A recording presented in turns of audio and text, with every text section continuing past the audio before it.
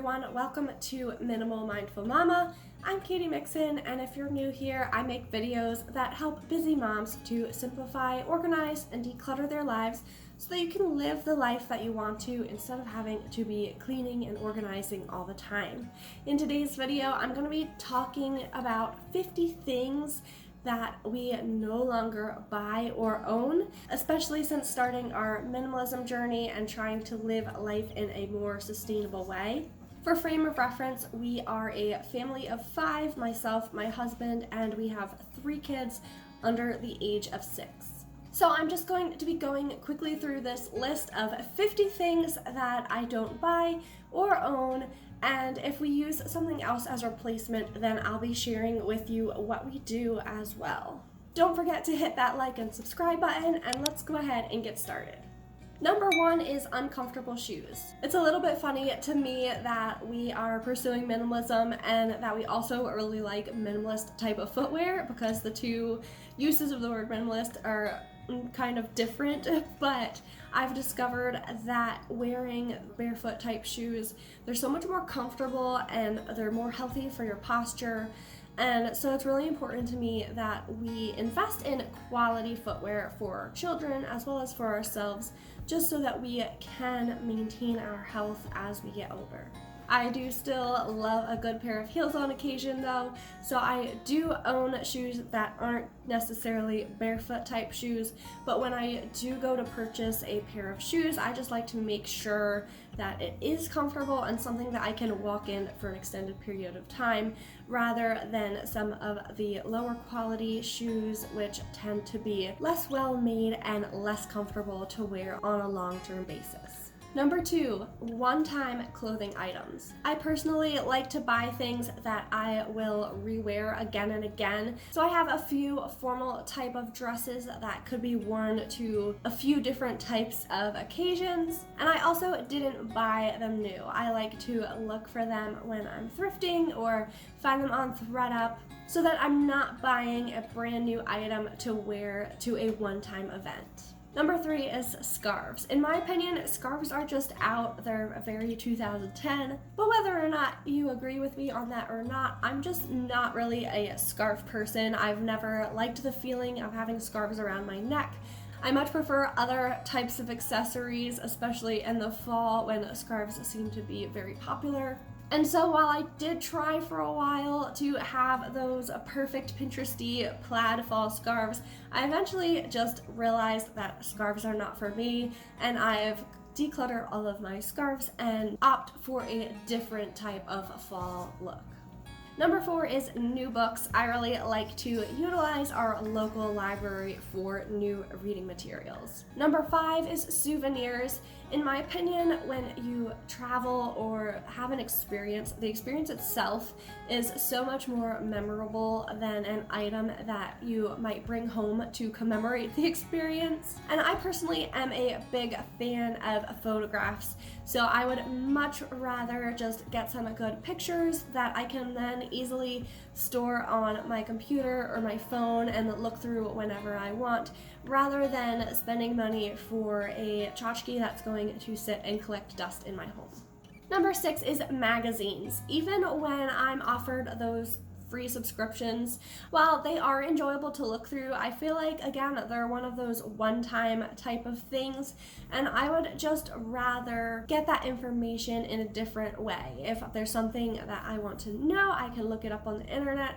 But for me personally, I don't really see a need to have magazines being collected in my home.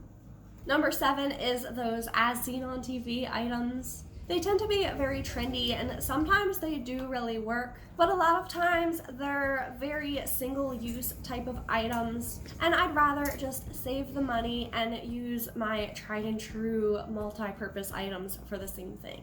Number 8 is car fresheners. If you're not aware, fragrances contain all sorts of toxic chemicals that are harmful, and so I would much rather freshen my car by rolling the windows down, giving it a good clean. And I also have a little cup holder essential oil diffuser, which I like to use. Number 9 is new furniture. I found that it is much more budget friendly as well as tends to be more durable to simply buy used furniture or to find it through like Facebook Marketplace or a buy nothing group in your area. Number 10 is full price movie tickets. Now, we don't actually often buy movie tickets anyway. My husband has a projector and we built a projector screen for it that we usually watch movies on digitally.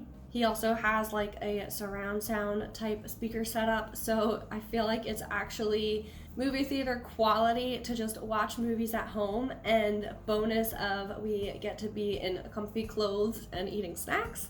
So going to the theater isn't something we typically do anyway, but on occasion there will be a movie released that we want to see that is only in theaters. So what I like to do is to go on Tuesdays, which is our local theater's $5 ticket movie night. And that way it ends up being a very budget-friendly date night versus spending $20 or more just on the movie. Number 11 is Hallmark cards. You can buy packs of cards or individual cards at the Dollar Tree, and I found that this is a much more affordable method of sending those cards to the people who value them, especially as it's oftentimes the handwritten note that we put inside that's more important than the scripted Hallmark card would have. Number 12 is extra blankets or sheets. We have one set for each bed in our home, and when we wash it, then we just immediately replace it.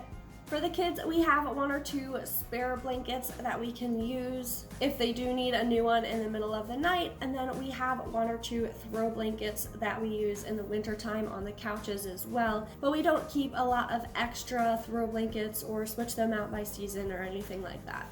Number 13 is seasonal pillows. Rather than purchasing pillows for each season, I've discovered that if you buy one set of pillows that has the removable pillowcases, you can then simply get seasonal pillow covers and you can change out your pillowcases for each season without having to store a bunch of extra pillows. Moving into cleaning type supplies, I don't use dryer sheets. Again, they tend to be toxic to people as well as to the environment. So instead I've invested in reusable wool dryer balls, which I've been loving for the 2.5 years that I've been using them. Number 15 is Swiffers. At first I made the switch to stop buying the disposable Swiffer pads and I made my own that I could attach to my Swiffer, but then we ended up getting a steam mop, which I've been loving for the purpose of sanitizing my floors. I feel like it works so much better than the Swiffer ever did, and I love that it's just using water and that it's that much safer for my children or pets.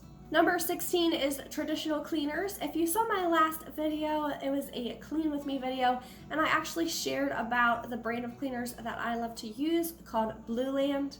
Rather than buying a plastic bottle at the grocery store, I simply purchase a small little refill tablet, and by dropping it into my reusable bottle and filling it the rest of the way with water, it's a much more natural and sustainable, as well as amazingly effective method of cleaning that I have been loving using. Number 17 is paper towels. On occasion, I'll buy the bamboo paper towels, but in general, I either just use cleaning rags or I also love the cloud cloth that Blueland makes. Number 18 is plastic sponges. I'm a big fan of the coconut or walnut scrubbers. And again, Blueland makes a biodegradable sponge that I usually pick up when I'm grabbing my cleaning tablets as well. Number 19 is Dawn dish soap. Again, Blueland makes a dish soap powder, which I actually think works a lot better than using a liquid type of dish soap. It adds almost like an exfoliating type of property, but it just works really well and is so much better for the environment than your typical Dawn dish soap. Number 20 is plastic laundry hampers. As ours have been breaking, I've been slowly replacing them with large baskets from the thrift store. Now, whenever I see the large plastic laundry hampers, I sort of just cringe inside thinking about those being in the landfill. So it makes me feel a lot better to be using baskets that aren't made of plastic. Number 21 is traditional toilet paper. Don't worry, we get the bamboo kind. And we also have a bidet that we use at home to cut down on our toilet paper usage. Number 22 is tampons. I've made the switch to a menstrual cup and period underwear, both of which I highly recommend. It can take a little bit of trial and error just to find the right system that works really well for you. However, I found that even if I spend $25 on a new menstrual cup, if I test it out for 1 or 2 cycles, it ends up having cost as much as the tampons would anyhow. And so when I do find one that really works well for my body personally and can use it for longer than that, it does end up saving money in the long run. It's also a lot more sustainable and a great way to avoid the bleach and whatever else that they put into traditional tampons. Number 23 is disposable razors. My husband and I have a Dollar Shave Club subscription. We simply bought an additional handle and we get the razor blades shipped to us however often that we need those refilled. Number 24 is plastic toothbrushes. I've started buying the wooden or bamboo toothbrushes, and that way at the end of their life you can simply use a needle nose pliers to pull out the bristles and then compost the handle. Number 25 is manicures and pedicures. I've actually never gotten either in my life, but for the past year or two I've been loving using Gel Moment. I love how easy the Gel Moment brand is to use. You simply use their gel polish to do your nails like you would do with a normal nail polish, and then you can use their LED lamp to cure your nails, and it only takes about 30 seconds. Number 26 is plastic loofahs. I like to buy the natural grown loofahs, and I love that you can then just compost them when you're finished with them. I'd actually love to learn how to grow them myself, but I haven't gotten that far yet.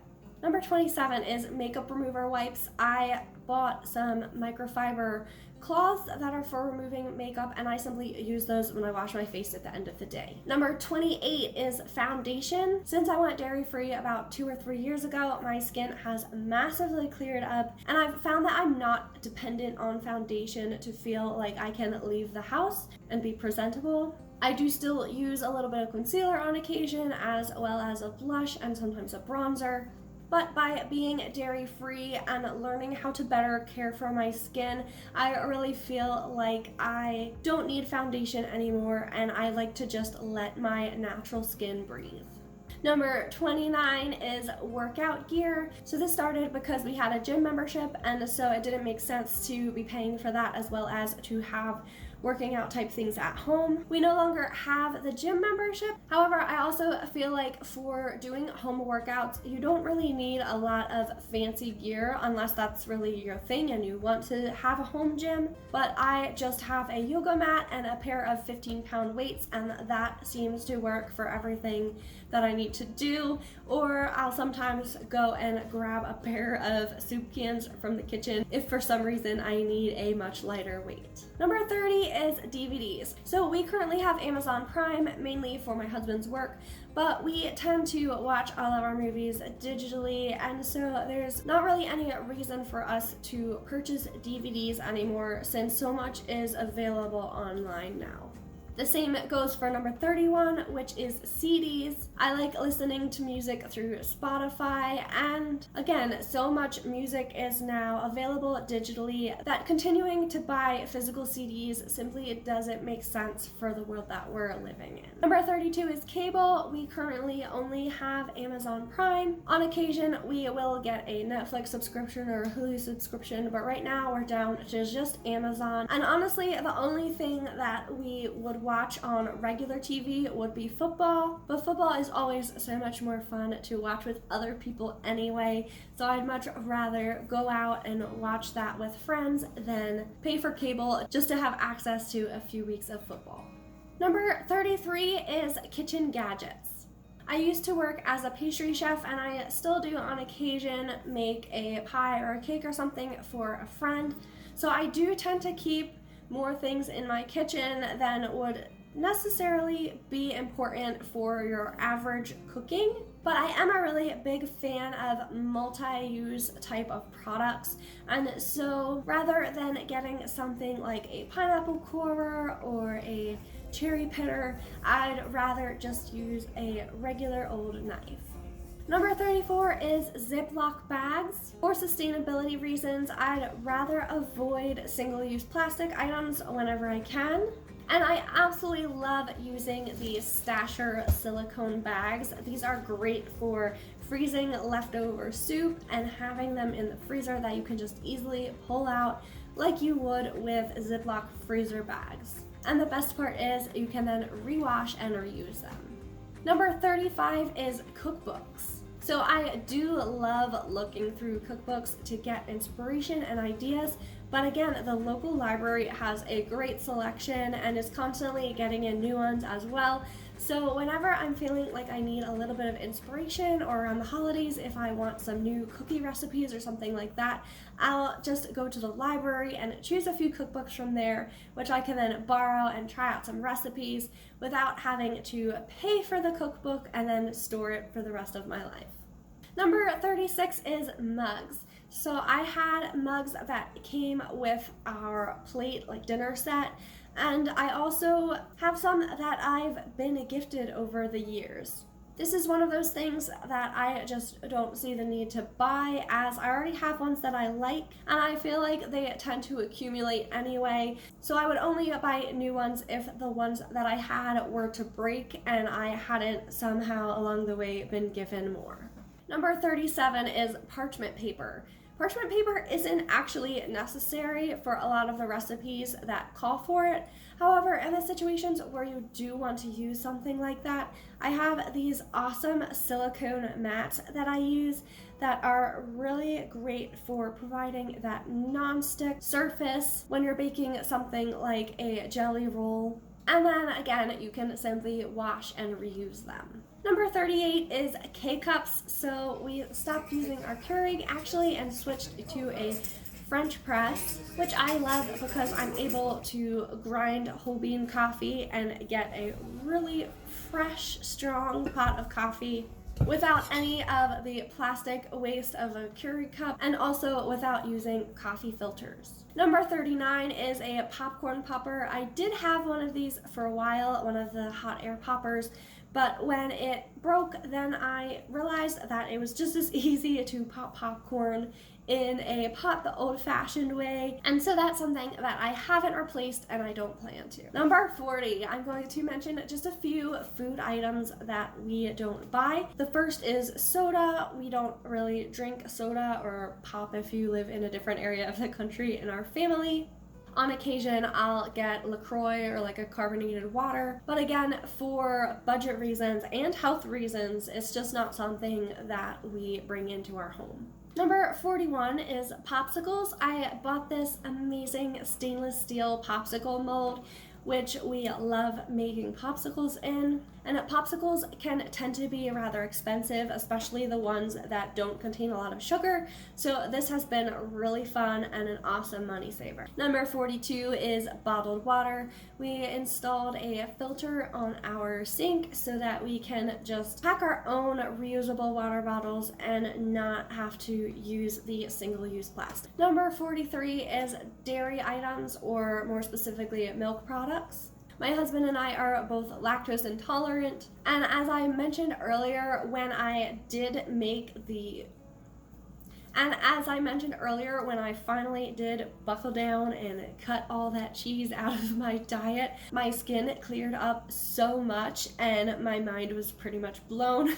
And since then, I've been continuing to try to stay dairy-free and implement more vegan foods into our diet. Number 44 is meal subscriptions. So I've looked at several different ones. I love the recipe ideas and the ease of use that is promised. However, none of them actually really make sense with our budget and with what I can usually manage to spend on groceries. The cost per meal is always more, which if you can afford it, I understand that it's going to be more for the quality of what they're providing you with. However, for our family, it just makes more sense for me to grocery shop and cook all of our meals at home. And I've also discovered you can go online and you can actually find all of the recipes from some of those subscription boxes on their websites. And so you can buy the ingredients from your local grocery store and create the same exact meal at home without having to have the subscription.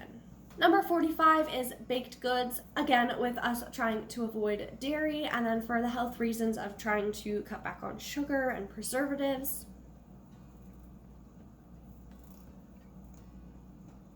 As well as simply saving money, we like to make most of our baked goods at home, especially as I do have that background as a pastry chef where it's no big deal for me to easily make cookies or muffins, and we don't need to buy that at the grocery store. Number 46 is sugar cereals. This is, again, mainly for health reasons and our budget. We don't eat a lot of cereal in general, but when we do, we try to pick the healthier kinds or we make granola at home. Number 47, we're getting to the end here, is chewing gum. So I did not know this, but did you know that the thing that makes gum chewy is actually plastic?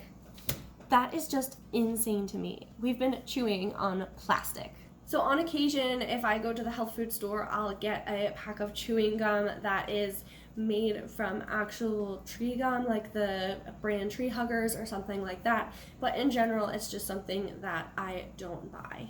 Number 48 is Hershey's chocolate or any other type of chocolate that is not fair trade. I started doing this originally for ethical reasons, as chocolate is an industry where there are a lot of ethical issues with slave labor and child labor. And then when I decided to go dairy-free, it became something that I didn't want in my diet anyway, because most chocolate does contain some form of milk product.